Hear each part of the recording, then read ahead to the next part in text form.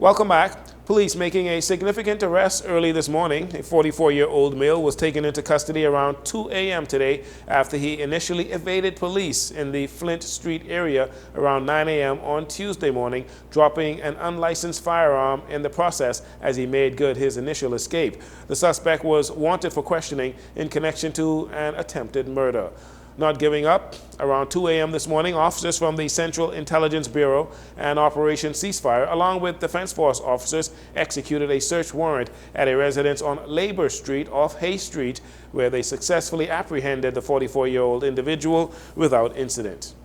Victims of domestic violence will soon have a new place to seek refuge as the payment process for the purpose-built facility has been completed. Here is Social Services Minister Miles LaRota with more on the shelter.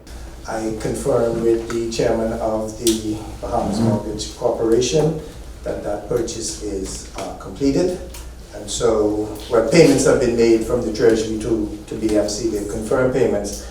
And that the next phase would be for us to outfit and put in do the various renovations and put in the security features.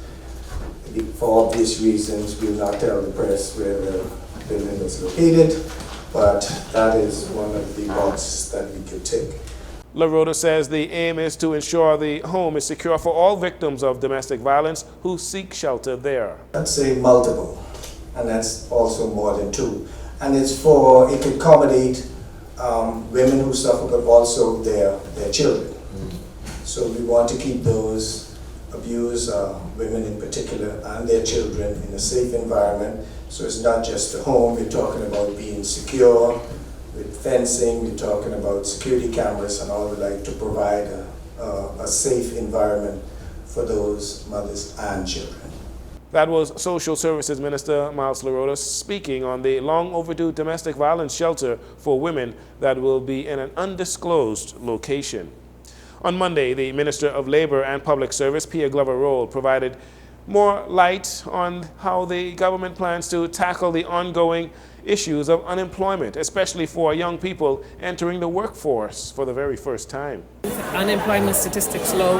We have the introduction of our National Apprenticeship Program that was recently legislated that speaks directly to young persons coming out of school and finding a career path, but us engaging them in a work and learn environment where they're able to earn while they learn and find a career path. So of course, all ministries across the country can speak to a factor in which we are identifying ways to engage young people.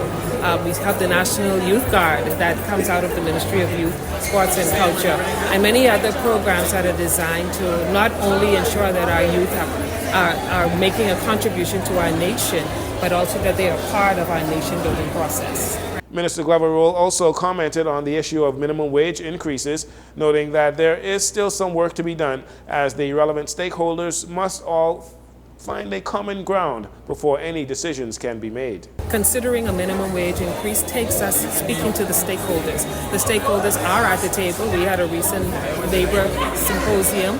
Well, there aren't any updates at this time on that. As we would have said, this is something that is being looked into with the tripartite, and the tripartite is our government, our employer associations, and our employee associations. Once there's a collaboration, an agreement, and an understanding on those things, of course, the government has also budgeted for a salary review that is being led by our Ministry of Finance, and all of these things will play a role in determining how our country can facilitate another minimum wage increase.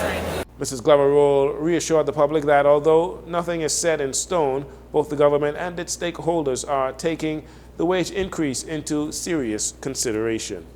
And finally, members of Parliament debated the Veterinarian Bill 2024 today that was tabled in the House of Assembly last week, Wednesday. This week, the Legislative Committee of the Veterinary Medical Association of the Bahamas was expected to discuss the bill with its members. Brock North, a mobile animal sterilization supervisor for the Bahamas Alliance for Animal Rights and Kindness, BARC, explained to JCN the importance of this new bill. BARC is very happy about implementation of his new act. It's been a long time coming, and we think that it will propel the veterinary profession forward.